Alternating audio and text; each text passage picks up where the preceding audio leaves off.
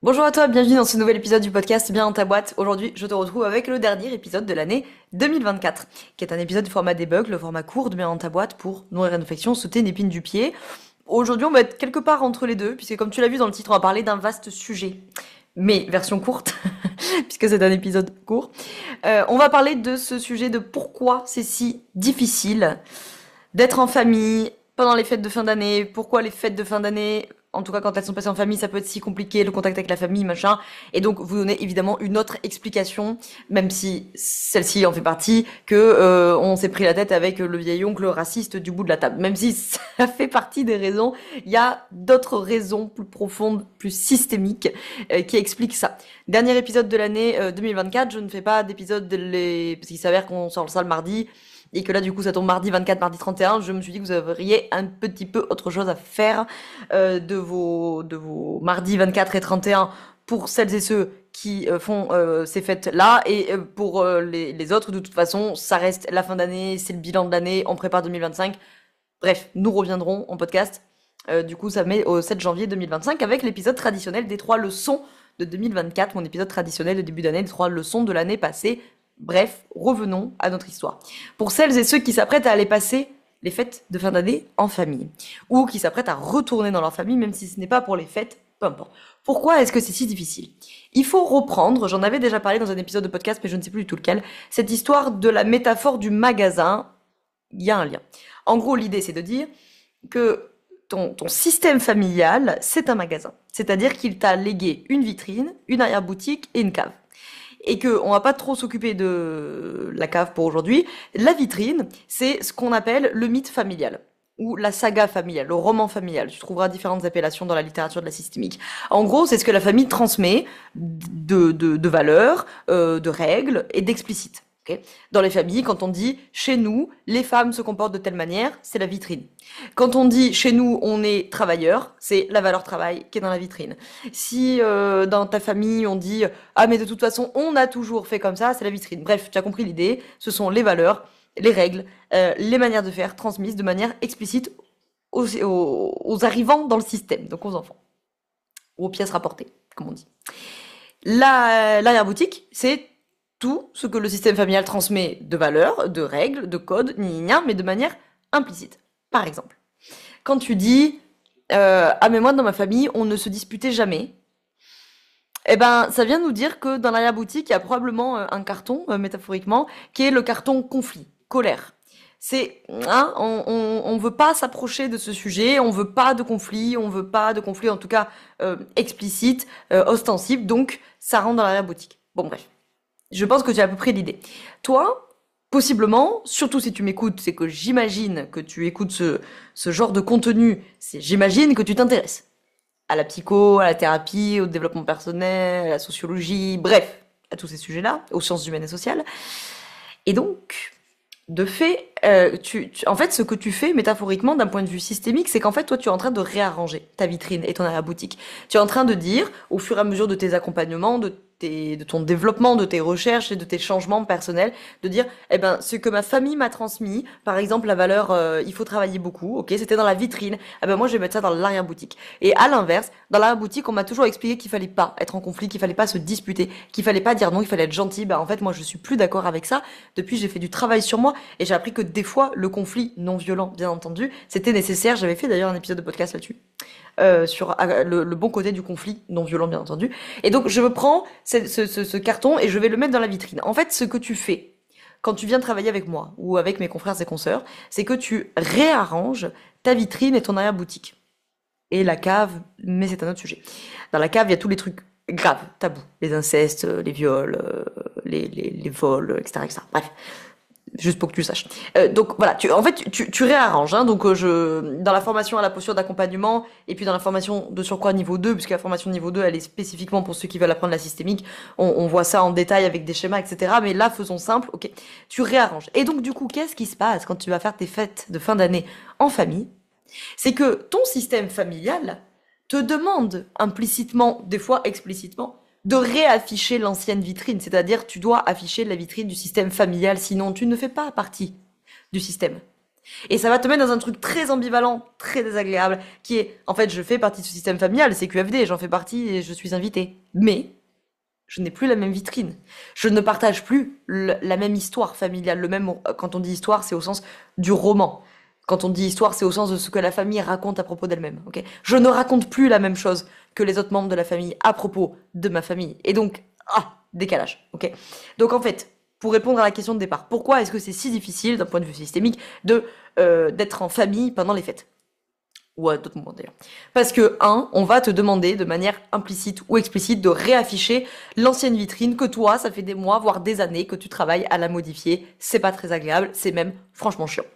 Par exemple, quand il faut te taire, alors que t'as le vieil oncle raciste au bout de la table, et qu'on te dit, il faut te taire parce que tu te rappelles, on avait dit, qu'on rentrait pas en conflit, qu'on se disputait pas.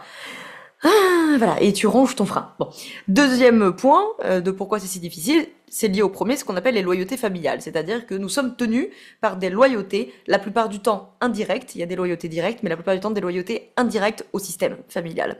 Et particulièrement au système familial. Et renoncer à ces loyautés, c'est extrêmement, extrêmement difficile. Généralement, ça prend des années et des années et des années de travail. C'est vraiment très difficile. Et donc, notamment quand tu vas revenir dans le système familial, tu vas être d'autant plus rappelé aux loyautés familiales. Ça risque d'être soit très difficile de ne pas céder à ces loyautés, soit tu vas du coup y céder parce que tu vas faire l'économie du moindre coût, et c'est tout à fait normal et c'est tout à fait ok. Ce sera d'ailleurs mon conseil pour passer les fêtes si c'est un petit peu compliqué dans le système familial, mais ça risque d'être franchement désagréable. Troisième point, d'un point de vue systémique plus global, évidemment, mais ça je m'étale pas là-dessus, vous le savez, c'est que des fois, être en famille, c'est compliqué parce que il y a des désaccords politiques, il y a des désaccords idéologiques, et donc, c'est les fêtes, il faut se farcir le cliché du vieil oncle classiste au bout de la table, ou n'importe quelle personne avec laquelle vous n'êtes pas d'accord. C'est compliqué, ça tend l'ambiance, t'as pas forcément envie d'être là, mais t'es obligé d'être là. Et quand tu dis t'es obligé d'être là, ça s'appelle les loyautés familiales. Et donc le dernier truc que je voulais dire, c'est que aussi, bien entendu, ce qui peut rendre ces fêtes de fin d'année en famille compliquées, c'est ce sentiment de solitude, c'est le sentiment de décalage. Bien entendu, dans cet épisode, je n'ai pas parlé de toutes les personnes qui malheureusement sont seules et ne peuvent pas être accompagnées pendant les fêtes, parce que par définition, elles vont pas rencontrer ce problème-là, mais c'est évidemment très problématique également. Et ça génère beaucoup de souffrance. Là, je parle vraiment de la solitude ressentie, c'est-à-dire de ne pas être seul dans les faits, puisque vous êtes en famille, ou dans votre belle famille, bref, vous êtes entouré, mais de se sentir profondément décalé et donc profondément seul, même si on l'est pas physiquement, mais de se sentir seul, de se sentir forcément en décalage, parce que vous avez fait tout un cheminement, vous êtes ouvert à beaucoup d'autres champs des possibles, d'autres visions de voir les choses, etc., etc. Vous faites votre travail en coaching, en thérapie, que sais-je, vous réarrangez votre vitrine, vous changez, chacun sait ici, pour chacun et chacune, qui a fait ce cheminement, ou tout du moins une partie de ce cheminement, combien c'est long, c'est coûteux en temps, en argent, en énergie, en relations. Ça coûte aussi des relations, ça change beaucoup de choses de faire ce travail-là. Et là, vous voilà arrivé en famille et obligé de faire semblant.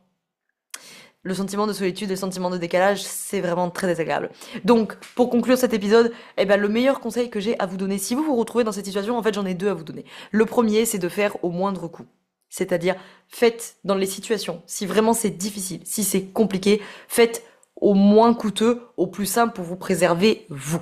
Ne commencez pas, si vous n'avez pas beaucoup d'énergie, que c'est vraiment difficile dans le système familial où vous êtes, ne commencez pas à vous en rajouter et à vous culpabiliser de surcroît, en vous disant oui, mais bon, là c'est pas bien parce que là j'ai joué au sauveur, oui, mais là je suis rentré en persécuteur, oui, mais là c'est de la loyauté familiale, oui, mais... Stop. Si vous avez de l'énergie à le faire, très très bien, ça sera mon deuxième conseil, mais le premier, c'est si vous n'avez pas d'énergie, si la situation est très conflictuelle, si c'est très compliqué, si vous vous sentez très décalé, faites au plus simple, faites au moindre coût. Okay. Et déjà, c'est énorme, parce qu'en fait, le fait de faire au moindre coût, déjà vous serez dans une position d'adulte qui a fait le choix, conscient et volontaire, de quelque chose qui n'est pas parfait, mais qui lui coûte le moins dans la situation. Et donc vous êtes dans une position où vous avez agi, vous êtes dans une position où vous avez fait un choix, vous avez agi, c'est vous qui avez décidé. Donc vous êtes dans une position d'adulte responsable et autonome, et responsable littéralement. Vous avez apporté une réponse à la situation, elle n'est pas parfaite. Certes, cette réponse, vous auriez préféré en faire une autre, j'entends bien, mais justement, vous sortez de ces positions de jeu psychologique qui sont des positions qui subissent. Les victimes, c'est flagrant, mais même les positions de sauveurs sont des positions qui subissent constamment. Elles ont l'impression qu'elles doivent faire quelque chose, qu'elles doivent aider, qu'elles doivent être un soutien, qu'elles doivent être un pilier. Bref, elles ont toujours la sensation de subir. Donc là, au moins, la situation de je choisis la stratégie, entre guillemets, le comportement du moindre coût, de celui qui me coûte le moins, eh ben je sais que ce n'est pas parfait, je sais que je n'ai pas envie que ça reste comme ça pendant 10 ans. Mais pour aujourd'hui, j'ai fait le choix conscient et responsable de faire comme ça. Et donc, j'en assumerai les conséquences. Et en assumer les conséquences, c'est donc être dans une position d'adulte, au sens transactionnel de la chose. Et donc, vous avez apporté une réponse et vous assumerez les conséquences. Si vous rentrez dans une position de victime, de sauveur ou de persécuteur, vous n'allez pas assumer les conséquences. Vous allez passer la responsabilité sur les autres si vous êtes en position de victime et vous surresponsabiliser si vous êtes du côté des parents inadaptés. Donc ça, c'était le premier conseil. Et le deuxième conseil, c'est si vous avez un petit peu plus d'énergie, si c'est pas non plus totalement l'enfer, c'est peut-être un peu chiant, mais ça va. Je m'adresse pas à ceux pour qui tout se passe bien, puisque par définition, vous avez peut-être pas écouté cet épisode, ou en tout cas vous l'avez peut-être écouté juste par curiosité. Profitez-en pour observer.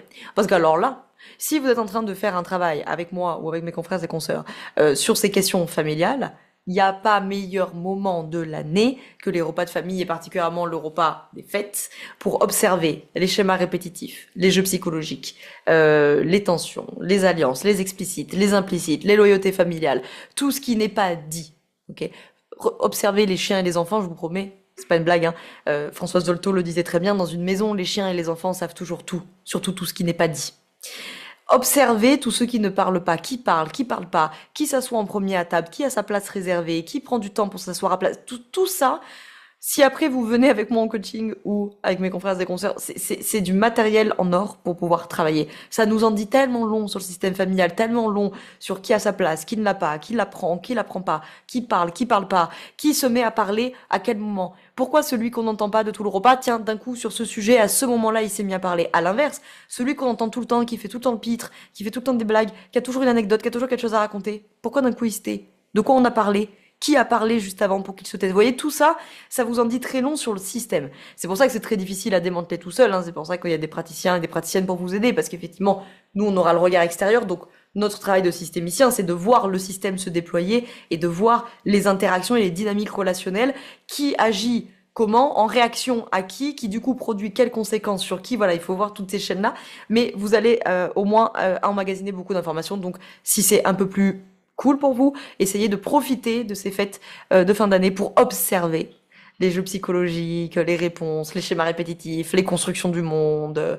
Si vous avez des vieux couples autour de vous, hein, vos parents, vos grands-parents, vos beaux-parents, que sais-je, les vieux couples, c'est de la mine d'or.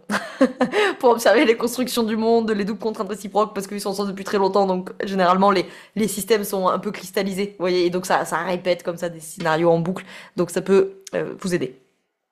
Voilà, et puis après, si vous êtes pro de l'accompagnement, que vous êtes en train de vous dire « Oh, mais c'est super intéressant, je veux apprendre à faire ça », c'est la formation niveau 2. Hein. Donc ma formation à la posture, vous la connaissez, j'en ai déjà parlé 20 000 fois. Et bien j'ai sorti le niveau 2, on attaque le 3 février, ça s'appelle Accompagner avec une vision systémique, justement. Donc vous allez apprendre à faire tout ça. Je mets les liens dans la description si vous voulez aller voir. Si vous êtes plutôt intéressé d'un point de vue personnel, pour travailler sur votre système familial, etc., c'est plutôt le coaching qui va vous aider. Donc on vous met tous les liens dans la description. Sur ce, je vous remercie de m'avoir écouté. Transférez cet épisode s'il peut aider quelqu'un d'autre, entrepreneur, entrepreneuse ou pas. Là, pour le coup, on est sur une thématique beaucoup plus large.